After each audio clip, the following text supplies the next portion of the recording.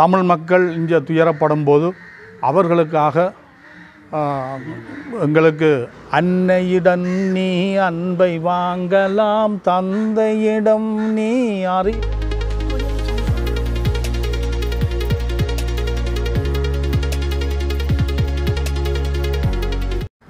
வணக்கம். வணக்கம். நான் வயலாட்டுத்துறை ஆதிவேலுடைய பிறப்பமாக கொண்ட தில்லையம்பலம் ஜெயராஜ் என்பவர். இந்த எம்ஜிஆர் நற்பணி மன்றத்தின் தலைவராக இருக்கின்றேன். இவர்கள் எனது உறவினர்கள், நண்பர்கள் ஆவார்கள். இன்னும் 3-4 பேர் இருக்கின்றார்கள், அவர்கள் வரவில்லை. இவர்கள் இதற்கு எமக்கு வேண்டிய உதவிகள், ஒத்துழைப்புகள் என்னோடு சேர்ந்து கூட செய்பவர்கள். நாங்கள் 2005ஆம் ஆண்டிலிருந்து இந்த இடத்தில் இந்த சிலையை நிறுவி அதில் எம்ஜிஆர் நற்பணி மன்றம் என்ற ஒரு நிர்வாகத்தை நிறுவி இதற்குரிய பணிகள் என்னென்ன பணிகள் என்பதை எல்லாவற்றையும் செய்து கொண்டு இருக்கின்றோம். அடுத்தபடியாக ஒவ்வொரு வருடமும் எம்ஜிஆரின் நினைவு நாள் டிசம்பர் 24ஆம் தேதி நினைவு நாளை நாங்கள் இந்த இடத்தில் அனுஷ்டிப்பது வழமையாக நடைபெறும். அடுத்தபடியாக பிறந்த நாள் ஜனவரி 17ஆம் தேதி பிறந்த நாள் வரும்பொழுது அதற்கு இந்த ஊர் மக்களிடம் காசுகள் எடுத்து சிலர் பொருட்கள் உதவி செய்வார்கள், சிலர் பணமாக தருவார்கள். அவற்றையெல்லாம் வாங்கி நாங்கள் இந்த இடத்தில் ஒரு விழா மாதிரி செய்து அதில் கிட்டத்தட்ட 180-200 பிள்ளைகளுக்கு பாட உபகரணங்கள் மற்றது உலர் உணவுகள். இந்த எம்ஜிஆர் முன்னேற்ற கழகத்தின் ஊடாக, இந்த எம்ஜிஆர் முன்னேற்ற நற்பணி மன்றம் ஊடாக நீங்கள் இங்கே என்னென்ன சேவைகளை ஆற்றி வருகிறீர்கள்? சேவைகள் இதில் நாங்கள் அந்த ஒவ்வொரு வருடமும் பிறந்த நாள், எம்ஜிஆருடைய பிறந்த நாள், அவருடைய பிறந்த நாள் அன்று கிட்டத்தட்ட 150-200 பிள்ளைகளுக்கு பாட உபகரணங்கள் கொடுப்போம். சில பர்மக்கோட்டில் உள்ளாக்களுக்கு உலர் உணவுகள், உடுதுணியல் அதுகள் வழங்குறாங்க. புரட்சி தலைவர்களுடைய சதுர்க்கம் தமிழ்நாட்டில் பெரிய அளவில் இருக்கிறது நாங்கள் எல்லாருமே கேள்விப்பட்டிருக்கிறோம். இப்படி இலங்கையில் அமைச்சிருக்கிறது நாங்களே இன்றைக்கு தான் இதை எங்களால் அறியக்கூடிய மாதிரி இருக்கு. அப்போ நாங்கள் பார்த்துட்டு இதை உங்கள்கிட்ட எடுக்கிறோம். அப்போ இதை இங்கே உங்களுக்கு இந்த நினைவு சின்னத்தை உங்களுக்கு அமைக்கிறதுக்கு ஏன் நீங்கள் இதை அமைச்சிங்க? இதை நாங்கள் எங்களுக்கு அந்த எம்ஜிஆர் என்றாலே ஒரு ஈர்ப்பு தான். இந்த சின்ன வயசுலேருந்தே அவற்றை படங்களை பார்த்து, கொள்கைகளை பார்த்து எங்களுக்கு அப்படி ஒரு ஆர்வம் அவர்களே இருந்தது. எங்களோட முன்னோர்களும் அப்படித்தான். எங்களுக்கு அவருடைய பாடல்கள் இதுகளை ஊட்டி தான் எங்களை வளர்த்தவையில் கூடுதலாக அப்படி நாங்கள் அப்படி அதில் பார்த்து வளர்ந்தாங்க. மற்றது இப்போ பின்பெருங்காலங்களில் அவர் எங்களோட மக்களுக்கு செய்த உதவிகள், இதுகள், ஏழை மக்களுக்காக இறக்க குணங்கள், மக்களுக்கு செய்கிற அவர் செய்து விட்டுட்டு போன தொண்டுகள், இதுகளை எல்லாத்தையும் பார்க்க அவர் இறந்த அப்புறம் எங்களுக்கு பெரிய ஒரு கவலை, எங்களை விட்டு இப்படி ஒரு மனிதர் போயிட்டார் என்ற ஒரு கவலை எங்களுக்கு இருந்தது. அப்போ இதுக்கு நாங்கள் என்ன செய்யலாம், எப்படி நாங்கள் ஈடு செய்யலாம், நாங்கள் இவற்றை அந்த பணிகளை நாங்கள் மறைய விடாமல் மக்கள் மத்தியில் இன்னும் இதை நிறுத்த வேணுமென்றால் இப்படி ஒரு சிலையை இடத்துல நாங்கள் வைத்தால் அது எல்லாருக்கும் ஒரு ஞாபகமாக இருக்கும். போய்க்க அப்போ இதார், இது எம்ஜிஆர், இவர் எப்படியானாலும் எப்படி என்ன செய்தார் என்றதை எல்லாரும் அறியக்கூடிய மாதிரி இருக்கும் என்று தான் நாங்கள் அப்போ இதில் ஒரு சிலையை நாங்கள் 2005ஆம் ஆண்டு நிறுவினாங்க.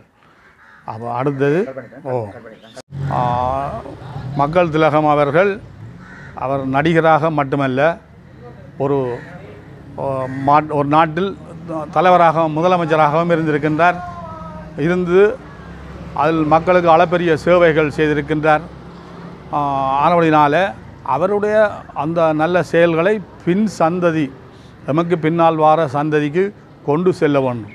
அவர்கள் இதை அறிந்து அவருடைய வரலாற்றை தெரிந்து இந்த வரலாறுகளை மறக்காமல் தாங்களும் இதை பின்பற்றி ஓரளவு பின்பற்றி நடக்க வேணும் என்பதற்காக நாங்கள் இந்த சிலையை இடத்தில் நிறுவி இந்த மக்களுக்காக இந்த பணியை செய்திருக்கிறோம். ஏனெண்டா இந்த வரலாறுகள் அழியக்கூடாது. எங்களோட தமிழ் சமூகம், தமிழ் மக்கள் இவைகளை மறக்கக்கூடாது. இப்போ நாங்கள் நெஞ்சில் நிறுத்தி வச்சுருக்கோம். ஏனென்றால் எங்களுக்கு உதவினவர்கள், ஏழை மக்களுக்கு உதவுறவர்கள், இவர்களை நாங்கள் எப்போவுமே ஒரு அப்போ நான் இந்த எம்ஜிஆர் அவர்கள் வந்து இலங்கைக்கு என்ன விதமான உதவிகள் எல்லாம் செய்திருக்காரு அந்த காலத்தில்? அந்த காலத்தில் நான் நிறைய 79ஆம் ஆண்டு 1979ஆம் ஆண்டு ஒருக்கா புயல் அடித்தது. ஒரு புயல் அடித்த பொழுது மட்டக்களப்பில் சரியான அழிவு நடந்தது. அந்த அழிவுக்கு உடனே எம்ஜிஆர் தன்னுடைய நிதியிலிருந்து ஒரு தொகை நிதி அந்த மட்டக்களப்பு மக்களுக்கு அனுப்பினவர். அதை நான் செய்தியூடாக நான் பார்த்தேன். மற்றது அதில் தமிழ் மக்கள் எங்கே துன்பப்பட்டாலும் தான் உதவிக்கரன் நீட்டுவன் என்று அறிவித்தார். அடுத்ததாக எங்கிட்ட இந்த தமிழ் மக்கள் இங்கே துயரப்படும் போது அவர்களுக்காக எங்களுக்கு குரல் கொடுத்து எங்களுடைய பிரச்சனைகளை ஐநா சபை அளவுக்கு கொண்டு போய் எங்களோட தமிழ் மக்களுடைய பிரச்சனைகளை கொண்டு போகிறதுக்கு எம்ஜிஆர் ஒரு முழு ஒத்துழைப்போடு இருந்தவர் என்பதை கூற முடியும். அப்போ எங்களோட ஈழத்தமிழற்ற பிரச்சனைகள் நாங்கள் இங்கே துன்பப்படைக்க இந்திரா காந்தி அம்மையாற்ற உதவியோட எம்ஜிஆர் அவர்கள்தான் எங்களோட பிரச்சனையை ஐநா சபைக்கு முதல் கொண்டு போனது என்பதை என்னால் ஆணித்தரமாக கூற முடியும். ஏண்டா எங்களோட மக்கள் துன்பப்படுறதை அவர் தான் முதல் ஐநா சபையில் கொண்டு போய் சமர்ப்பிச்சன்றதையும் என்னால் சொல்ல முடியும். இந்த எம்ஜிஆரை பொறுத்த வரைக்கும் இலங்கையில் இருக்கிற மக்கள் எம்ஜிஆரை கொண்டாடுறதுக்கு எம்ஜிஆர் அவர்கள் இலங்கையை பூர்வீகமாக கொண்டவர்னு சொல்லி சொல்கிறாங்க. என்ன மாதிரியான விஷயம்? அதுக்கு காரணம் இருக்குது தம்பி. என்னென்றால் எம்ஜிஆர் இலங்கையில் பிறந்தவர், இலங்கை கண்டியில் பிறந்தவர். கண்டியில் 1917ஆம் ஆண்டு ஜனவரி 17ஆம் தேதி மருதூர் கோபால மேனனுக்கும் சத்யபாமாவுக்கும் 3வது பிள்ளையாக எம்ஜிஆர் பிறந்தார். எம்ஜிஆர் பிறந்து அங்கே இருந்து பிறகு தகப்பன் இறந்த பின்னால் கஷ்டத்தில் சத்யாமா கூட்டிக்கொண்டு இந்தியா போனார். அங்கே இருந்து அங்கேயும் போய் கஷ்டத்தில் அவர் 4-5 வயசுலேயே நாடக கம்பெனியில் கொண்டு தாயார் விட்டது, சாப்பாட்டுக்கு கஷ்டப்பட்டு சொல்லி அப்படியான கஷ்டத்தில் எம்ஜிஆர் சிறு வயசுலேருந்தே வளர்ந்தவர் என்றவர். அப்போ அதுகளையெல்லாம் நான் புத்தகத்தில் படிச்சிருக்கேன். அவர்கிட்ட கஷ்டங்கள் இதுகள் அவர் அந்த இதெல்லாம் அவர் அந்த எப்போவுமே அந்த உணவு வீட்டுக்கு போனாலும் பாராக்கில் சாப்பிடுங்கோ, ஏழை மக்களை கண்டாலும் அவருக்கு சாப்பாடு தண்ணி அதுகளை எப்போவுமே அந்த அவர்கிட்ட அந்த உபசரிக்கிற எண்ணம் அவர் அந்த கஷ்டத்தில் தான் இருந்தபடியாக தான் ஏழை மக்களையும் தான் அதை ஒரு தரம் பசியோடு இருக்கக்கூடாது என்று சொல்லி என்றது. உதாரணத்துக்கு ஒரு பாட்டு அந்த சக்கரவர்த்தி திருமகளில் ஒரு பாட்டு இருக்குது. அதில் அந்த கேள்வி பதில் மாதிரி அந்த பாட்டு வருது. அதில் என்எஸ் கிருஷ்ணன் கேட்குறார், எரியும் நெருப்பில்லாமல் புகைவது எதண்டு அவர் அந்த பாட்டில் கேட்க இவர் எம்ஜிஆர் அதுக்கு பாட்டில் பதில் சொல்கிறார், பசித்து வாடும் மக்கள் வயிறு அது. சரியாங்க, எரியும் நெருப்பில்லாமல் புகைவது அவர் கேள்வி கேட்க இவர் சொல்கிறார், பசித்து வாடும் மக்கள் வயிறு அது என்றால் அவர் அந்த பசியை பற்றி எவ்வளவுக்கு அறிஞ்சு வச்சுருக்காருன்றதை நாங்கள் உணரலாம். அப்போ அதால் தான் நாங்கள் எம்ஜிஆரை நாங்கள் மறக்க முடியலை. அவர் அந்த அவருக்கு ஒரு இடம் இங்கே இருக்க வேணும், மக்கள் மனதில் ஒரு இடம் இருக்க வேணும், அழியக்கூடாது என்றதில் நாங்கள் கொஞ்சம் இதாக இருக்கிறோம். வேறு மற்றவை யாரும் தூண்டுகோலோ மற்ற இந்த இதுபடியோ இல்லை. இது நாங்கள் சுயமாக சிந்தித்து சுயமாக வேண்டது. இப்போ இங்கே நாங்கள் பார்க்க தெரியுது, இந்த எம்ஜிஆர் சதுர்க்கம்ன்றது மிக பிரம்மாண்ட அளவில் நீங்கள் 2005ஆம் ஆண்டில் செய்திருக்கீங்க. ஆமாம். இந்த சதுர்க்கம் அமைப்பதற்கு எப்படி நீங்கள் இந்த நிதியை திரட்டுனீங்க? இதுக்கு யாரும் உதவி செஞ்சவங்க? இதில் பெரும்பாலும் கூடுதலாக எங்களோட மக்கள் இந்த காசான இதில் இருக்குது. ஆமாம். இதில் நாங்கள் இப்படி ஒரு பிரம்மாண்ட எம்ஜிஆர் சதுர்க்கத்தை இலங்கையில் உங்களுக்கு அமைப்பதற்கு எப்படி நிதி ரீதியாக சரி அல்லது இந்த விடயங்களை உங்களுக்கு செய்கிறதுக்கு யாராவது ஹெல்ப் பண்ணாங்களா? எப்படி இதை செய்தீங்க? பார்க்குறதுக்கே சரியான பெரிய விடயமாக இருக்குது. இதில் நாங்கள் இந்த இடம் முதலெல்லாம் மணலாக இருந்தது. மணலாக இருக்க இந்த கட்டொண்டு தான் இருந்தது. அப்போ நாங்கள் ஒவ்வொரு வருஷமும் இந்த விழா செய்யும் பொழுது இதுக்குள்ளெல்லாம் பத்தையாக வளர்ந்துடும், புல்லுகள் மரங்கள் எல்லாம் பத்தையாக வளர்ந்துடும். அப்போ அதை நாங்கள் திருத்தினாலும் முள் இருக்கும், ஆக்கள் போகலாம், ஆக்கள் இருக்க காலில் முள் குத்து மாட்டோம். அப்போ இதெல்லாத்தையும் பார்த்து போட்டு தான் நாங்கள் இப்படி ஒரு இந்த இடத்த இப்படி செய்ய வேணும்னு சொல்லி நாங்கள் முடிவெடுத்து எம்ஜிஆர்ட்ட 100வது பிறந்த நாளுக்கு 2014 ஆண்டுக்கு முன்னால் மக்கள்கிட்டையும் இருந்து காசு எடுத்து பிறகு எங்களோட வடமாகாண சபையால் 3,60,000 ரூபா முன்னாள் பாராளுமன்ற உறுப்பினர் எம்கே சிவாஜிலிங்கம் அண்ணன் எங்களுக்கு அந்த உதவியை செய்து இந்த இதுக்குரிய அதுக்கு அந்த காசையும் போட்டு மக்கள்கிட்டையும் இருந்து வாங்கி நாங்கள் இந்த சதுக்கத்தை இந்த நிலைக்கு கொண்டு வந்தாங்க. இதில் வந்து எம்கே சிவாஜிலிங்கம் அண்ணன் முதலாவது, மற்றது இன்னும் ஒரு வடமாகாண உறுப்பினர் தவராச ஒரு மாஸ்டர் அவரும் எங்களுக்கு கொஞ்சம் உதவி செய்தவர். அப்போ அதுகளை வச்சு தான் நாங்கள் இந்த இது 10 லட்ச ரூபா கிட்ட இதுக்கு முடிஞ்சது. அப்போ இந்த இடத்தை நாங்கள் ஒரு நீட்டாக வச்சுருக்கோம். 2017ஆம் ஆண்டான் இதுக்கு நாங்கள் 10 லட்சம் செலவழித்து செய்து நாங்கள். ஆனால் இப்போ உள்ள சூழ்நிலையில் இது இந்த கணக்கு வேறு. அப்படி இதை செலவழித்து இந்த இடத்தை ஒரு நீட்டாக கொண்டு வரணுன்றதுக்காக நாங்கள் எவ்வளவோ முயன்று இந்த நிலைக்கு இதை கொண்டு வந்திருக்கிறோம். அதை எங்களால் சொல்ல முடியும். இந்த சதுர்க்கத்தில் இருக்கிற சிலையை பற்றி பார்ப்போம். எத்தனையாம் ஆண்டு இது உருவாக்கப்பட்டது? இதில் வந்து டீட்டெயில் இருக்குது. 2005ஆம் ஆண்டு 24ஆம் தேதி இதை நிறுவி இருக்கிறோம். அவற்றை நினைவு நாளுக்கு தான் முதல் இந்த சிலை வச்சுறாங்க. அப்போ நாங்கள் இந்த நினைவு நாளை விமர்சையாக கொண்டாட முடியலை என்று நினைச்சு தான் அப்போ நினைவு நாளை சும்மா பிறகு அஞ்சலியோடு செய்து பிறந்த நாளை விமர்சையாக செய்து வந்தோம். பிறகு செய்து கொண்டு வரோம். பிறந்த தை 17க்கு இந்த சிலை வந்து முதல் வச்சது இந்தியாவில் புருஷோத்தமன் ஆசாரி என்று அவர் தான் இதை செய்து தந்தவர். அவர் இதை செய்து வந்து முதல் நிறுவினாங்க. அது இடப்பட்ட காலங்களில் சில நாட்டு சூழ்நிலை இதனால் சிலை சேதப்பட்டிருந்தாப்புல அந்த சிலையை நாங்கள் அப்படியே வைக்க முடியலை. பிறகு கொஞ்ச காலம் அந்த ஃபேனர் கட்டி தான் நாங்கள் அதை செய்த நாங்கள் விழாவுகளை கொண்டாடினாங்கள். அதன் பிறகு நாங்கள் ஒரு ஆசாரி வந்தார். அவர்கிட்ட பேருந்து காதிச்சு பிறகு இந்த சிலையை நாங்கள் செய்து வாங்கி இதை வந்து 100வது பிறந்த நாளுக்கு அவர் இந்த சிலையை நாங்கள் வச்சினாங்க. 2017ஆம் ஆண்டு 100வது பிறந்த நாளுக்கு இந்த சிலையை எப்படியாவது வைக்கணும்னு சொல்லி வச்சினாங்க. இதில் இந்த எம்ஜிஆர் வந்து எந்த ஒரு படத்தில் பார்த்தாலும் இந்த 2 விரல்களையும் வந்து கையை நீட்டி கொண்டு ஆமாம். அதுக்கான உண்மையான காரணம் என்ன? காரணம் என்னன்னா அவர் தான் ஜாதி 2 ஆண் ஜாதி பெண் ஜாதி 2 ஜாதி தான். அதுதான் அவையில் இந்த தத்துவம்னு சொல்லு அறிஞர் அண்ணாவோட அதுதான் சொல்கிறேன். அவையில் என்ன அந்த சும்மா ஜாதியை காட்டி சமூகங்களை பிரித்து இதுகளை இல்லாமல் எல்லாரும் முற்றுமையாக இருக்கணுன்ற ஒரு இதுதான் அந்த அவையோட கோட்பாடு. அந்த ரெட் ஐயில் சின்னம் அடுத்தது. அவையோட சின்னம் இருக்குது தானேங்க, அதில் ரெட் ஐயில் சின்னம். அப்போ அதையும் ஒரு உதாரணமாக எடுக்கலாம். ஆமாம். அது வந்து அவைகள் வந்து அரசியல், அதாவது திமுகவிலேருந்து எம்ஜிஆர் விலத்திட்டார். திமுக கழகத்திலேருந்து எம்ஜிஆர் விலத்தி அண்ணா திமுகன்ற ஒரு இதை உருவாக்கினவர். ஆமாம். ரெட் ஐலே என்னென்றால் அது தொழிலாளர்கிட்ட ஒரு சின்னம். அந்த 2 விரல் காட்டுறதுக்கு காரணங்கள் இருக்குது.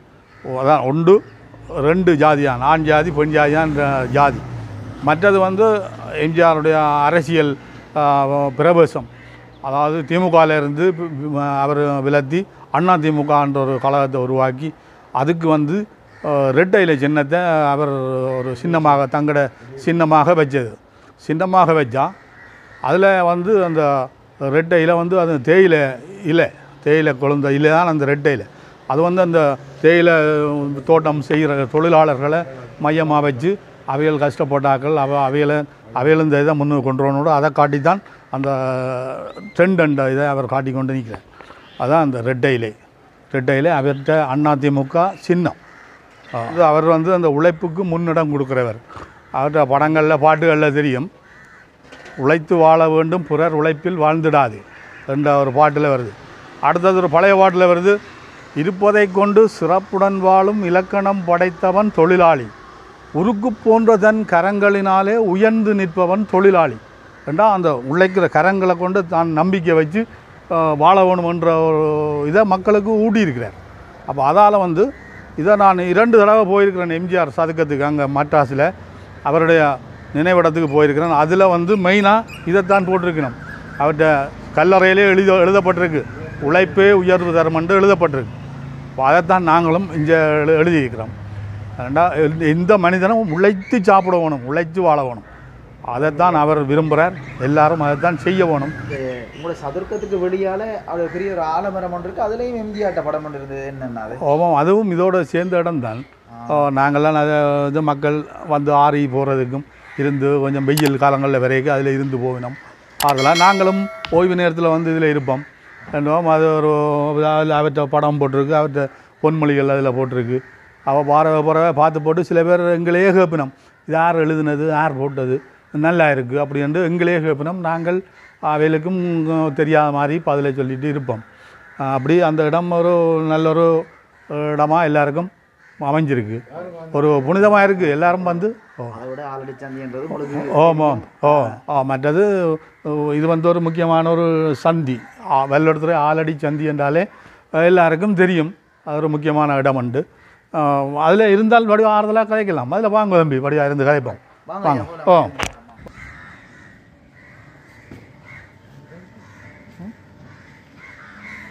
ஐயா வணக்கம் ஐயா. உங்களோட பெயர்? அழகராசா தங்கவடிவேல். ஓகே. எம்ஜிஆர் நட்பணி மன்றத்தில் ஒரு உறுப்பினராக செயல்பட்டு வருகிறேன். இந்த எம்ஜிஆருடைய தத்துவங்கள் எல்லாம் உங்களுக்கு அண்ணன் சொல்லியிருந்தார் கதை கேட்க. நீங்கள் ஏதாவது சொல்ல விரும்புகிறீங்களா? எனக்கு அவர் நடிகர் என்று சொல்கிற அளவுக்கு நான் அவரோட ரசிகனாக இல்லை. அவருடைய வசனங்கள் இதுகள் எல்லாம் பார்த்து தான் எனக்கு இந்த அவற்றை நற்செயல்களை புரிந்து கொண்டு தான் நான் இந்த நற்பணி மன்றத்திலே இணைந்தேன். ஏன்னா அவருடைய வரலாறு வந்து ஏழைகளின் கால், ஏழைகளுக்கோருமே தன் உயிரை கொடுக்குற அளவுக்கு அவருடைய புரட்சி படத்தில் இல்லாட்டியும் செயல்லையே புரட்சியாகத்தான் அவர் இருந்து காட்டிக்கொண்டு வந்தவர். அதனாடி அவருக்கு புரட்சி நடிகர் என்ற ஒரு பட்டமும் வழங்கப்பட்டிருக்கிறது. அதை நான் வரவேற்கிறேன். மற்றது அவற்ற வேறு வேறு செயல்களும் வந்து எல்லோரையும் கவர்ந்து இந்த நற்பணி மன்றத்தில் எண்ணினமே தொண்டாட்டவனோண்டு வந்து எங்களோட அவரும் வந்து எங்களோட கூடாட நின்று எம்ஜிஆருக்கோரம் அவற்றை நினைவு நாளுக்கோ இந்த சதுக்கத்தை அழிய விடாமல் துப்புரவாக்கி வச்சிருக்கிறவக்கோ உதவி புரிவினோம். இந்த அவற்றை செயலிந்த திறமையை உன்னிப்பாக கவனித்தவர்களுக்கு தான் அதை பற்றி புரியும். அப்போ நாங்கள் இதில் வேலை செய்யல மற்றவர்கள் பார்த்து கொண்டு இதால் போகணும். இவியல் என்ன எம்ஜிஆர் செய்யணும், இவியல் சம்பளத்தை செய்கிறார்கள்ன்ற மாதிரி. ஆனால் எங்கே அந்த உள்ளம் அவருக்கென்று அதை செய்ய வேணுமென்ற நிலைப்பாட்டில் நாங்கள் செய்கிறோமே தவிர சம்பளத்தை எதிர்பார்க்கல. அதே மாதிரி தான் எங்கள் எம்ஜி ராமச்சந்திரனும் அப்படித்தான் வாழ்ந்தவர். வந்தது வந்து அதான் அவர் வந்து நடிகராக மட்டும் இருந்தவர் அல்ல, தமிழ்நாட்டில் முதலமைச்சராக இருந்தவர். ஆனால் இப்போ உள்ள நடிகர்மார் வந்து இப்போ அவற்ற இடத்துக்கு நினைச்சாலும் பெற முடியாது. அவற்ற இடங்களோ அவற்ற பண்புகள் அவற்ற கொள்கைகள் இப்போ உள்ள நடிகர்மார்கிட்ட இல்லை, அந்த சிந்தனைகள் இல்லை. மற்றது இப்போ உள்ள படங்களில் கூட இவருடைய ஒரு கட்டத்தை போட்டால் தான் அந்த படம் நல்லா ஓடுகிறது. இவருடைய ஒரு பாட்டு கட்டமோ அல்லது இவருடைய ஒரு வசனமோ அவருடைய ஒரு டைலாக் அதில் வந்தால் அந்த படம் ஒரு வெற்றி படமாக வருகின்றது. பெரும்பாலும் அப்படி தான் இப்போ இருக்கின்றது. இதில் இப்போ உள்ள படத்தில் எம்ஜிஆர்ட்ட பாடல்கள், உன்னை அறிந்தால் உலகத்தில் போராடலாம், அப்படி ஒரு பாடல் போட்டு தான் எழுத்துலீழ்ச்சியே ஓடுது, படம் துவங்குது. அப்போ அப்படியான ஒரு இதாக தான் படம் ஓடுது. ஒரு பாடல் இருந்தால் அந்த படம் நன்றாக ஓடுது. நல்ல ஒரு அவர்கிட்ட ஒரு ஆசீர்வாதம் கிடைக்கிற மாதிரி இருக்குது அந்த படத்துக்கு. இனி மக்கள் அந்த வரவேற்பும் இருக்குது. அப்போ அந்த பாடல்களுக்கு இதற்கு எவ்வளோ மதிப்பு இருக்குன்றதை இப்போவும் பார்க்கணும். இப்போ உள்ள இளைஞர் ஜோதிகளுக்கும் அவரை பிடிச்சிருக்கு. ஏனென்றால் இப்படியான ஒரு மனிதர் இருந்திருக்கிறார்ன்றதை இருந்திருக்கு. நாங்கள் அவற்றை காலத்தில் வாழ்ந்திருக்கிறோம். இந்த பிள்ளைகள் அப்படி வாழ இல்லை. அவற்றை இதில் பார்த்து கொண்டு பார்க்கணும். அப்போ அவைகளுக்கு கொஞ்சம் ஆர்வமாக இருக்கும் இனிதான். அதே மாதிரி அதான் எங்கட தலைவர் வந்து ஆரம்பத்திலே அவர் வந்து கீழே இருந்தான் மேலே வந்தவர். ஆனால் இப்போ உள்ள ஆக்களால் அவற்ற இடத்துக்கு வர இயலாது. அவற்ற இடத்துக்கு வர்றதுக்கு இவளால் இயலாது. என்னென்றால் அவர் வந்து மக்களை நேசித்தவர், அந்த காலத்தில் நேசித்து அந்த படங்களே தன்னோட டயலாக் வந்து, அதாவது நான் வந்து மாளிகையிலிருந்து மக்களை பார்க்குறவன் அல்ல, நான் மக்களோடு இருந்து மாளிகையை பார்க்கிறவன் என்று நாடோடி மன்னன் படத்திலே இந்த வசனத்தை கொடுத்தார். இந்த வசனங்களுக்கே மக்கள் எவ்வளவோ வரவேற்பு அந்த காலத்தில். அப்போ இப்படியான வசனங்களை கொடுத்து மக்களை கவர்ந்து மக்களுக்காக வாழ்ந்து மக்களை இந்த தொண்டையே செய்து மக்களுக்காக வாழ்ந்த ஒரு தலைவர் எங்களோட தலைவர். எம்ஜிஆர் ஐயா வந்து சரியான இரக்க குணமுள்ள ஒரு ஆளுன்னு சொல்லி கேள்விப்பட்டிருக்கேன். அதான் நான் தம்பி, நான் வந்து முதல் உங்களுக்கு சொல்லியிருக்கேன் என்றால், அவர் வந்து அந்த சிறு வயதிலேருந்தே துன்பங்களை அனுபவித்து சகித்து கஷ்டத்தில் வாழ்ந்தவர். அப்போ பசி என்றா என்னென்று தெரியும், கஷ்டம் என்றா என்னென்று தெரியும். அதால் தன்னை போல் ஒரு தரம் அப்படி பசி கிடக்கக்கூடாதுன்ற ஒரு எண்ணம் அவருக்கு இருக்குது. அதால் அவருக்கு இரக்க குணம் இருக்குது. நிறைய தான தர்மம் செய்ய வேணும், மக்கள் பசி இல்லாமல் வாழ வேணுன்றதில் மிச்சம் அக்கறையாக கவனமாக வாழ்ந்தவர். அதால் தான் முதலமைச்சராக வந்த பிறகு சத்துணவு திட்டம், ஏழை எளியவர்களுக்கு உணவுகள் வழங்குறதுன்னு சொல்லி, வயதோதிபர்களுக்கு உணவு வழங்குறேன்னு சொல்லி 91ஆம் ஆண்டு நான் ஒருக்கா இந்தியாவில் நின்றான். அப்பொழுது ஒரு கிராமத்துக்கு போயிருந்தேன். ஒரு அம்மா, எனக்கு தெரிஞ்ச ஒரு ஆக்கிலிருந்து வீட்டுக்கு போனால், ஒரு வயசான அம்மாவும் அப்பாவும் இருந்தவர். அவைகளுக்கு பிள்ளைகள் இல்லை. பிள்ளைகளெல்லாம் கட்டி இப்போ ஒரு மகன் இருந்து அவர் கட்டி எங்கேயோ இடத்துக்கு போயிட்டாருன்னு சொன்னான். அப்போ உங்களுக்கு என்னம்மா வருமானம் என்று சொல்ல, எங்களுக்கு அவர் எம்ஜிஆர் இருக்கிறாரு இப்படி சொன்னார். எம்ஜிஆர் இருக்கிறாருன்னு இப்படி கையெழுத்துனா, எப்படி அவர் இறந்துட்டாரே என்று சொல்ல, அவர் இருக்க தந்த சாப்பாடு தான் இப்போவும் சாப்பிடுவோன்ட்டு இருக்குது. அவர் இருக்க தங்களுக்கு செய்த உதவி சரியும். அவர் இருக்க தங்களுக்கு அந்த, அதாவது பிள்ளைகள் இல்லாத தாய் தகப்பனுக்கு அவர் செய்த, அவர் கொடுக்க சொன்ன உதவி இன்றைக்கும் தங்களுக்கு வந்து கொண்டிருக்கு. தீபாவளி பொங்கலுக்கு உடுதுணி, மற்றபடி மாதம் மாதம் இலவசம் உணவு, அது எம்ஜிஆர் ஏற்படுத்தி விட்டது தான் இன்றைக்கும் வந்து கொண்டிருக்குன்னு சொல்லி அந்த அம்மாவும் அப்பாவும் எனக்கு சொன்னேன். நான் கேள்விப்பட்டேன். அப்படி எத்தனையோ குடும்பம் அப்படி தான் வாழ்ந்து கொண்டிருக்கு இன்றைக்கு. எம்ஜிஆர் ஏற்படுத்தி விட்ட திட்டங்கள் சரியும். ஏழை எளியவர்கள், மற்றது இந்த மாற்றுத்திறனாளிகள், ஊனமுட்டவர்கள், அவைகளுக்கெல்லாம் ஒரு இடங்களே அமைச்சு அவர் தந்த இடத்தையே கொடுத்துருக்கார். இவைகளுக்கெண்டு அந்த இடத்தை ஒதுக்கி ஒரு பெரிய பெரிய கட்டிடங்களை கட்டி அதையே கொடுத்துருக்கார். இந்த இயலாத ஆக்களை பராமரிக்கிறதுன்றதுக்கெல்லாம் அப்படி செய்திருக்கிறார். ஆக பொன்பொருளை கண்டவுடன் வந்த வழி மறந்துவிட்டு கண்மூடி போகிறவர் போகட்டுமே, என் உறவை நான் மறவேன், என் மனதை நான் அறைவேன், எதுவான போதிலும் ஆகட்டுமே, நன்றி மறவாத நல்ல மனம் போதும், என்றும் அதுவே என் மூலதனமாகும். ஏண்டா அந்த சில பேர் காசு பணத்தை கண்டோடனே ஓடினம், மறக்கணும், சொந்த பந்தத்தை மறக்கணும் வேண்டுகினோம். ஆனால் அவர் அது அப்படி இல்லை. எல்லாம் எந்த உறவு எனக்கு தெரியும், நான் எனக்கு கண்டு ஒரு அறிவு இருக்குது, அதன்படி நாங்கள் வாழ்ந்துட்டு போவோம் சொல்லி அவர் வாழ்கிறோம். தத்துவங்களை காட்டியிருக்காரு எங்களுக்கு. இதே மாதிரி மலையாளிகளுக்கு என்ன விஷயங்களை சொல்லியிருக்காரு. எம்ஜிஆர் பாடல் ஊடாக நிறைய விஷயங்கள் மலையாளிகளுக்கு நல்ல விஷயங்கள் சொல்லியிருக்காரு தம்பி. நல்ல பாட்டு, அதாவது வந்து எந்த குழந்தையும் நல்ல குழந்தை தான் மண்ணில் பிறக்கையிலே, அவர் நல்லவராவதும் தீயவராவதும் அன்னை வளர்ப்பதிலே, இந்த செல்லக்கிளிக்கு ஒரு செவந்தி பூவினில் தொட்டிலை கட்டி வைத்தேன் என்ற பாடலே அந்த வரிகள் வருது. அப்படி பாடல்களில் வருது. அப்படி சின்ன பிள்ளைகளுக்கெல்லாம் நல்ல பாட்டுகள் பாடி இருக்கிறார். ஓ ஐயா அவர் படிப்பார், கேளுங்க பாட்டு. மலையில அவருக்கு மனம் விரும்பின பிள்ளைகளைத்தான் மலையில என்று கூறுவார். அதனால மக்கள் அந்த மலையாளிகள் ரெண்டும் சிரித்து இருந்து வாழ வேணும் என்றதான் உலகம் சுற்றும் பாட வேண்டும். அந்த சிரித்து வாழ வேண்டும், பிறர் சிரிக்க வாழ்ந்துடாது என்ற பாட்டை மக்களுக்கு மனதில் உணர்ச்சியை ஊட்டி அந்த பாடலை பாடி காட்டினார். பாடலை எங்களுக்காண்டி இருக்கா, பாடி காட்டுவீங்களா? ஓகே ஓகே, நான் பாடி காட்டுறேன்.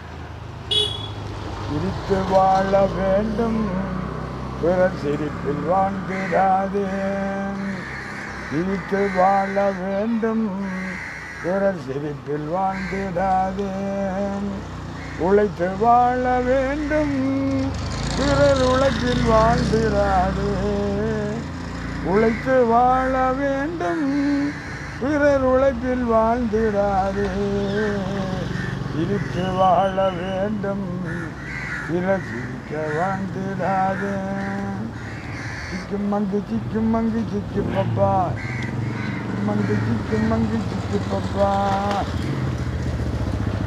அன்பில் வாழும் இதயம் தன்னை தெய்வம் கண்டால் வணங்கும் எங்கே சொல்லு வணங்கும் ஆசை எல்லா மனிதர் தன்னை துன்பம் எங்கே நெருங்கும் எங்கும் பேசும் மழலை பொன்னில் இன்பம் பொருளில் இன்பம் என்றே தேடி அலையும் பூவை போல சிரிக்கும் முன்னை கண்டால் உள்ளம் மயங்கும் சிரித்து வாழ வேண்டும் பிறர் சிரிக்க வாழ்ந்திடாதே உழைத்து வாழ வேண்டும் பிறர் உழைப்பில் வாழ்ந்திடாதே சிரித்து வாழ வேண்டும் பிறர் சிரிக்க வாழ்ந்திடாதே. அந்த நேரத்திலேயே நாங்கள் கேள்விப்பட்டிருக்கோம் ஓ எம்ஜிஆர் ஐயா அந்த படங்களை தியேட்டரில் போய் பார்த்துட்டு இப்போ இருக்கிற நடிகர்களை கொண்டாடுற மாதிரி ரசிகர்கள் விசில் அடித்து ஒரே கோஷமிடுவேன். ஓ ஆனால் உங்களை போல வயசான கடை விஷயங்களை நான் கேள்விப்பட்டிருக்கிறேன். ஓ அந்த தியேட்டரோட மட்டும் இல்லாமல் எம்ஜிஆருடைய வீரம் பண்ணுறது பயங்கர அளவில் இருந்திருக்குன்னு சொல்லிக்கணும். வெளியால நான் சொல்றது தியேட்டருக்கு வெளியால. ஆமாம். அப்போ அதை பற்றி சொல்லுவீங்களா? அதை பற்றி நிறைய சொல்ல இருக்குது. என்னென்னால் அந்த காலத்து படத்தில் எம்ஜிஆர் படத்தில் அதாவது வந்து அந்த மிகவும் கஷ்டமான கட்டங்கள் பாத்திரங்களை எடுத்து அதனூடாக அந்த படத்தை நடித்து கொண்டு வந்து அதில் எவ்வளவோ துன்பங்கள் துயரங்கள் சண்டைகளை போட்டு அந்த படத்தை கடைசியில் கொண்டு வந்து ஒரு நல்ல ஒரு தர்மத்தை நிலைநாட்டி ஒரு நீதியை நிலைநாட்டி அந்த படத்தை நிறைவேற்றி அந்த ஒரு பெரிய சண்டைகளெல்லாம் முடித்து கொண்டு வந்து நல்லபடியாக அந்த கட்டத்தை முடிப்பார். அப்போ அதால் அவருடைய இதில் அந்த வீரம் வந்து ஒரு தனி இடம், அவருடைய சண்டைக்கு முதலிடம். மற்றது அவருடைய சண்டைகள் வந்து ஒரு ரியலாக உண்மையாகவே பயிற்சி எடுத்து செய்யப்பட்டது. அந்த கம்படி சிலம்படி என்றது எம்ஜிஆரை தவிர திரையுலகில் யாருமே அவரை மாதிரி செய்ய மாட்டாங்க. மற்ற சண்டைகளோட எம்ஜிஆரை மாதிரி செய்ய முடியாது. இப்போ எல்லாம் வேறு பிளான்கள் எல்லாம் அந்த நேரத்தில் அவ எல்லாம் ரியலாக தாங்களே முயற்சி எடுத்து தாங்களாகவே எல்லாத்தையும் பயின்று கற்றுக்கொண்டது. அப்போ எல்லாம் உடல் ரீதியாக தாங்கள் உடலை பலப்படுத்தி பயிற்சி எடுத்து அப்படியே எல்லா சண்டையிலும் இன்ன படத்துக்கு இன்ன சண்டைண்டா அதுக்கேற்ற பயிற்சியை முதலே எடுத்து அதுக்கேற்ற சண்டையில் கற்றுக்கொண்டு அப்படி செய்கிறார்கள். இப்போ போய் சும்மா ஒரு கரணம் அடித்தோன்னோ 9 கரணம் அடித்து விழுற பாடம் இல்லை தானே. அப்போ அதுக்கண்டே பயிற்சி எடுத்து நடித்தாக்கலவே உடல் ரீதியாக அந்த பலம் இருந்தது. அவரே ஒரு சந்தர்ப்பத்தில் ஒரு பேட்டியாளர் கேட்குறார், நீங்கள் என்ன ஒரு வயசு போன தாத்தா கட்டத்துக்கு நடிக்கிறது இல்லை, எல்லாம் உழந்தாரிக்கு தான் நடிக்கிறீர்கள், உங்களுக்கு வயசு இப்போ 50க்கு மேலே ஆகுது, 50-60 கிட்டையாவது, நீங்கள் இப்படி நடிக்கிறீங்களான்னு கேட்க அவர் சொன்னார், இங்கே பாருங்கோ 30-40 வயசுக்காரர் 70 வயசுக்காரருக்கு நடிக்கணும், நடிக்க நான் 60 வயசுக்காரன் 40 வயசுக்காரனுக்கு 30 வயசுக்காரனுக்கு நடிக்கிறேன், அது ஏன் உங்களால் ஏற்க முடியலை சொல்கிறது விளங்கு உங்களுக்கு. அப்போ நான் இப்போ எனக்கு 60 வயசு, நான் 30 வயசுக்கார மாதிரி இருக்கிறேன், அதை நான் 30 வயசுக்காரன் நடிக்கிறேன், அதை உங்களால் ஏற்க முடியலை, நான் தாத்தாவாக நடிக்கணும்னு நான் விரும்பவில்லை. அதான் அவர் சொல்லிக்கொண்ட தத்துவம். அதே மாதிரி அவர் எப்போவுமே அந்த ஜங் மேன் எப்போவும் உளந்தறியாக தான் இருக்கு. வீரம் ஒரு அழகு, ஒரு தனி அழகு அது. இது வந்து நீங்கள் சொன்னது உண்மையாகவே திரைத்துறையில் ஒரு வீரம் மிகுந்த ஒரு ஆளை கேள்விப்பட்ட ஒரு ஆள் தான் எம்ஜிஆர் ஐயா. ஆனால் வெளியிலே அவருடைய பொது வாழ்க்கையார் கூட பொது வாழ்க்கையில ஈடுபட்டவர், அங்கேயும் அவருடைய இது வந்து இருந்தது. அப்போ அதுகளில் அவருடைய வீரங்கள் எந்தெந்த இடங்கள்ல நீங்கள் கண்டு மகிழ்ச்சி அடைந்த? பொது வாழ்க்கையில் வீரமண்டு நாங்கள் அவரை, ஆனால் அவருக்கு மதிப்பு கொடுத்துருக்கு சனங்கள் வந்து ஒரு கட்சி ரீதியாகவோ சமுதாய ரீதியாக மதிப்பு கொடுத்துருக்கணும். அவற்றை கொள்கைகளுக்கு அவற்றை திட்டங்களுக்கெல்லாம் வரவேற்பு கொடுத்து மதிப்பு கொடுத்து அவரை முன்னுக்கு கொண்டு வந்திருக்கணும். ஆமாம். வேண்டாம் அவற்றை நான் ஆணையிட்டால் அது நடந்து விட்டால் இன்று ஏழைகள் வேதனை படமாட்டார், உயிர் உள்ளவரை ஒரு துன்பமில்லை, அவர் கண்ணீர் கடலிலே விழமாட்டார் என்றால் அந்த அவர் தந்த திட்டங்களை தான் ஆணையிட்டால் மக்கள் துன்பப்பட மாட்டணும். என்றதை தான் ஆட்சிக்கு வந்து நிலைநிறுத்தி எல்லாம் காட்டிட்டு போயிட்டேன். அப்படி ஒரு மனிதரை இப்போ காணலாது, இப்போ பார்க்கலாது. பண்புகள் மனிதாபிமானங்கள் இதுகளுக்கு நாங்கள் அறிய வேணும் என்றால் நாங்கள் அங்கே இங்கே போக தேவையில்லை. ஒரு முறை இங்கே வந்தவர், இலங்கைக்கு வந்தவர் எம்ஜிஆர். வாங்க தம்பி வாங்க, இருங்கோ. இவர் எங்களுடைய ஒரு உறுப்பினர். பரவாயில்ல. இவர் எங்களுடைய ஒரு உறுப்பினர். இவர் இதுகளுக்கு எல்லாம் மெயின் பண்ணி பாடுபட்டு எல்லாம் வேலை செய்கிறது இவையெல்லாம் எல்லாரும். அப்போ அந்த இதில் எம்ஜிஆர் இங்கே இருக்க பலாலைக்கு வந்தவர். எம்ஜிஆர் சரோஜாதேவி வந்து போய்க்க யாழ்ப்பாணம் இறங்கி யாழ்ப்பாணம் போகும்பொழுது இருபக்கம் மக்கள் கூட்டம் வீதியில். அப்போ மழை பெய்து கொண்டு இருந்தது.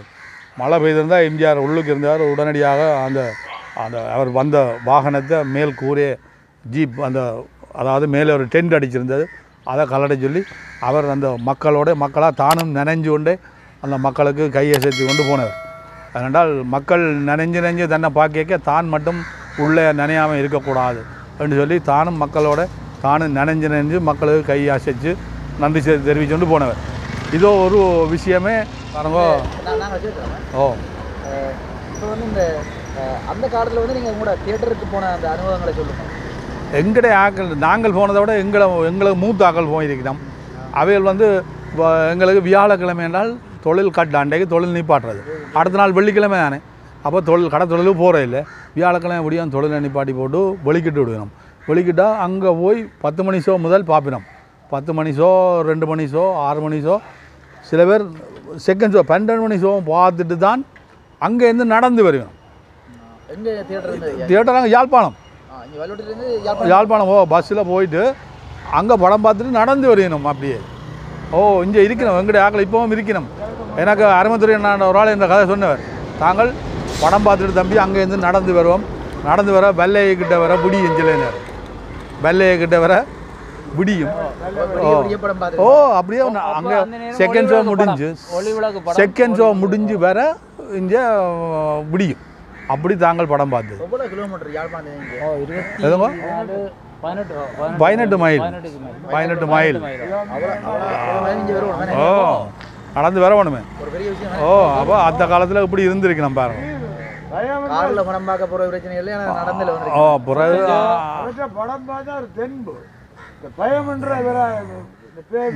அது வந்து என்னன்னா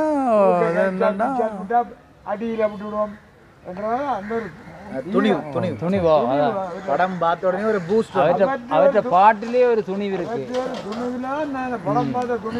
பாட்டிலே துணிவு இருக்கு. அப்போ பயம் இருக்காது. அந்த வேப்பமர உச்சியிலே நின்று பேய் ஒன்று ஆடுதுண்டு விளையாட போகும்போது சொல்லி வைப்பாங்க. வீரத்தை கொழுந்துலேயே அள்ளி வச்சாங்கன்னு சொல்லி அந்த பாட்டை பாடியும் அந்த இளம் வயசில் உள்ள அந்த கோலத்தனத்தை அகற்றி விட்டு அப்படியும்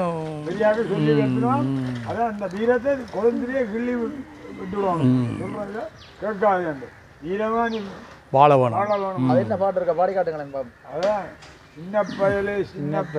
சின்ன பயலே சேதி கேளடா, நான் சொல்ல போற வார்த்தைய நல்லா எண்ணி பாரடா, நீ எண்ணி பாரடா.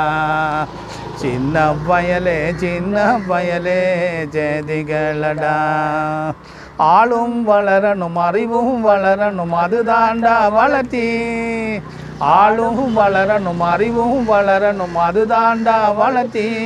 உன்னை ஆசையோடு ஈன்றவளுக்கு அதுவே நீ தரும் மகிழ்ச்சி. ஆசையோடு ஈன்றவளுக்கு அதுவே நீ தரும் மகிழ்ச்சி. காலம் தோறும் பாடம் கூறும் காலம் தரும் பயிற்சி. நரம்போடுதான் பின்னி வளரணும் தன்மான உணர்ச்சி.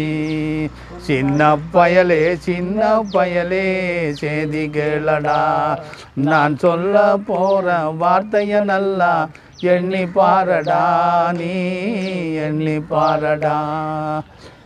வேப்பமர உச்சியில் நின்று பேயொண்டு ஆடுதென்று விளையாட போகும்போது சொல்லி வைப்பாங்க. உன் வீரத்தை கொழுந்திலேயே கிள்ளி வச்சாங்க.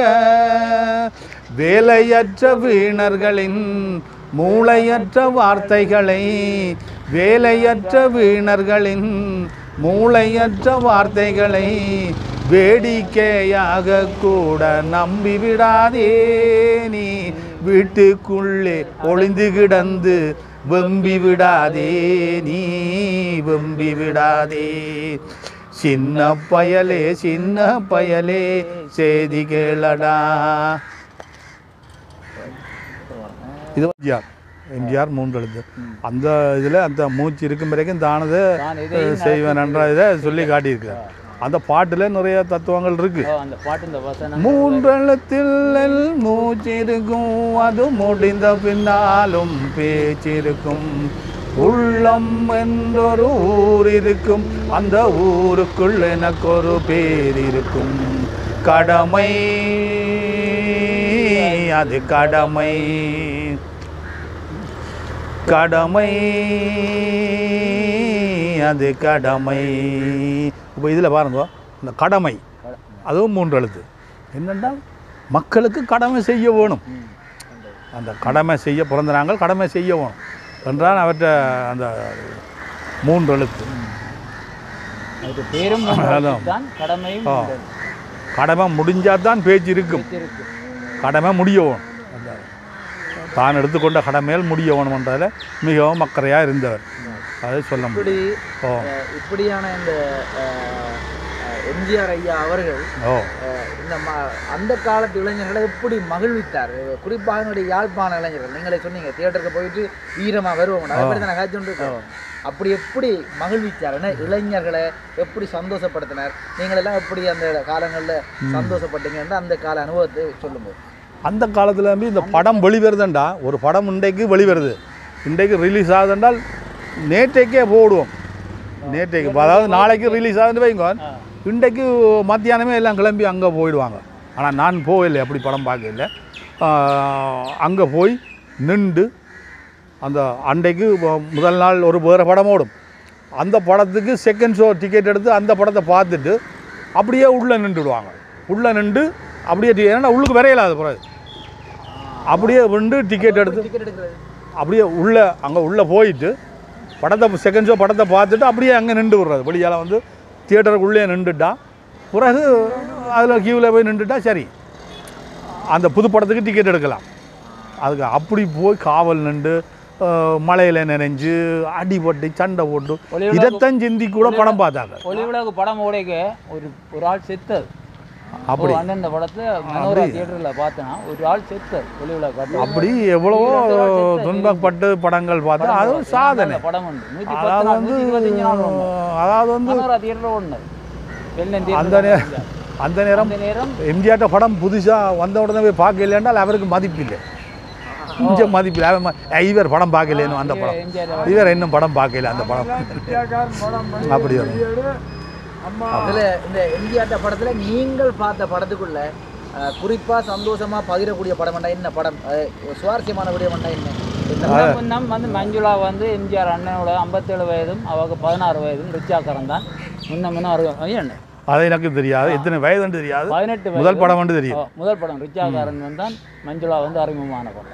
அண்ணனோட ரிச்சாக்காரன் எனக்கு நல்ல அது ஒரு பாட்டு கிடத்துக்குது, சீனரி போட்டிருக்கான். அந்த மாதிரி அவரோட என்னென்று நடிக்கிறார் என்னென்று இதுன்றாண்ட பற்றி அவ்வளோ வயசுக்கே 16 வயது பிள்ளையோட நடிக்கிறாண்டா யோசிப்பாங்க. என்னை பொறுத்தளவுக்கு அந்த எம்ஜிஆர் படத்துக்குள்ளே அந்த ஆர்ப்பாட்டம் இல்லாமல் வந்து அதிக பாராட்டையும் வசூலையும் பெற்ற படம்ண்டா உலகம் சுற்றும் வாலிபன்.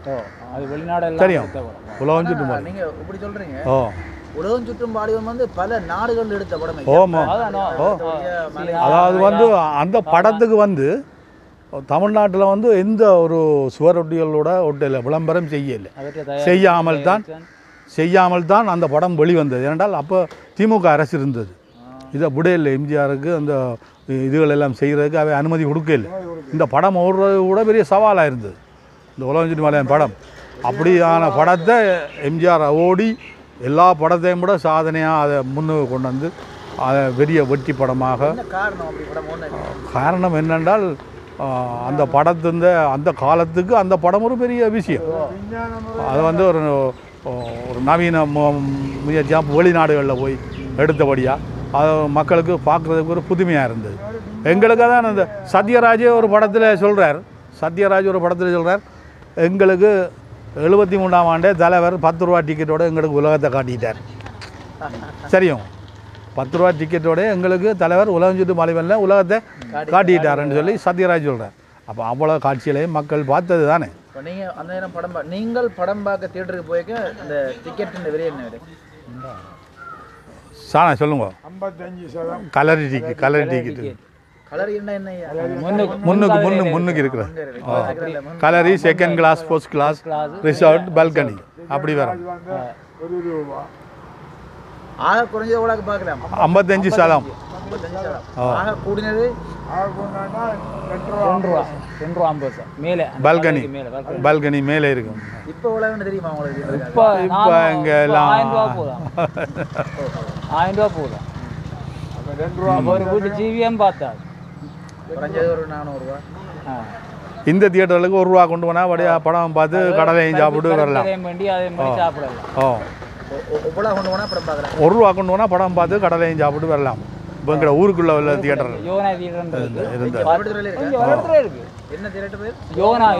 மற்ற ரஞ்சனா 2 தியேட்டர் இருந்தது. நாங்கள் டிக்கெட் 75 வண்டி போட்டு 25 மிச்சம் இருக்கு தம்பி. அந்த காலம் தம்பி பொன்னான காலம். அது பருப்பு ஜர வாங்கலாம் கடலாம் தம்பி. 15 வரும் ஒரு பருப்பு ஜர 10 மிச்சம் வரும். கணவன் மனைவிகளில் ஊழல் இருந்தால் சரியோங்க, அவைகளுக்கு எதுவும் பிரச்சனைகள் அதுகள் இதில் இருந்தால் அவர் வந்து இன்றைய படத்துக்கு போவோம், செகண்ட் ஷோ போவோம் ரெண்டா 2 பேரும் சந்தோஷமாக வலிக்கிட்டு வேறு குடும்பங்களும் மறைவினம் தானே. அப்படி சந்தோஷமாக அப்படி படத்துக்கு போட்டு வந்தால் அதோட கோபம் எல்லாம் தீர்ந்து சந்தோஷமாக எல்லாம் போடுவோம். அப்படி ஒரு காலம் அது காலம். நாங்கள் இல்லை நான் அதை எம்ஜிஆர்ட்ட படம் ஒன்று சொல்லல. பொதுவாகவே அந்த காலத்தில் அப்படி ஒரு நடைமுறை இருந்தது சங்கட சமூகங்களில். அந்த கணவன் மனைவியாக இருந்தாலும் சரி, அது அப்படி ஒரு கோபங்களை மறந்து இப்படி போய் ஒரு என்ஜாய் பண்ணி போட்டு வந்தால் அவரோட கோபங்கள் எல்லாம் போடும். அப்படி நீங்கள் வடமராட்சியை பொறுத்த வரைக்கும் இங்கே எந்த பக்கம் வேணாம் இங்கே நீங்கள் டிக்கெட் ஃபுல்லாண்டா இங்கே போவீங்க.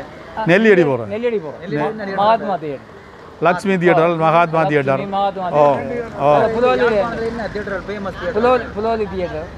தம்பி யாழ்ப்பாணத்தில் வந்து ராஜா வந்து மற்றது வெலிங்டன், ராணி லிடோ, வின்சர் அப்படி பெரிய தியேட்டர்கள் இருந்து அது போனோம். அது அப்படி அனுபவங்கள் இருக்கு, பார்த்த அனுபவங்கள் அந்த படங்கள்ல. நாங்கள் இந்த வீடியோ நிறைவுக்கு வாரம் எம்ஜிஆர் நற்பணி மன்றத்தின் ஊடாக நீங்கள் என்ன விடயங்களை சொல்ல வாரீங்கள் மக்களுக்கு? அந்த நீங்கள் சொல்ல வாங்க.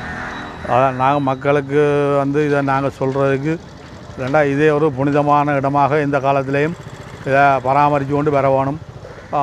இதுக்குரிய தொண்டுகளை இதுகளை செய்து கொண்டு வரவேணும். மற்ற இதுக்கு வந்து நாங்கள் மட்டுமில்லை, எங்களுக்கு முன்னால் வந்தவையும் இதுக்கு நாங்கள் தொண்டு செய்திருக்கணும்.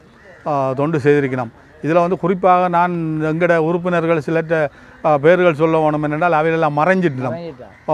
அதில் வந்து முதலாவதாக எங்களுக்கு தம்பி திருக்குமரன் அவர்கள் எங்களுக்கு தோளோடு தோள் நின்று உழைத்தவர் இந்த விஷயத்துக்கு. அடுத்ததாக பவாப்பா எங்களோட ஒத்துழைப்பாக எங்களுக்கு நல்ல ஒரு ஆறுதலாக இருந்தவர். அடுத்தபடியாக ஆனந்திலையா அவரும் எங்களை ஒரு உறுப்பினர். அப்படி எங்களோட நல்ல இதாக இருந்தவை. அவையெல்லாம் இப்போ மறைஞ்சிட்டோம்.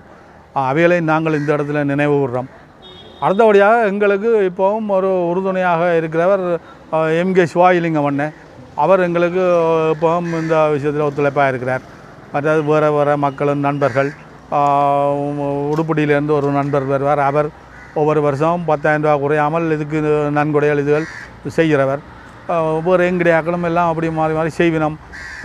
இந்த அயலில் இருக்கிற ஆக்கள் அவைகளெல்லாம் முக்கியமாக அயலில் உள்ள குடும்பங்கள், இந்த கடைகள் அவை எல்லோரும் நல்ல ஒத்துழைப்பு இதுக்கு இன்றைக்கும் வழங்கி கொண்டிருக்கின்றார்கள்.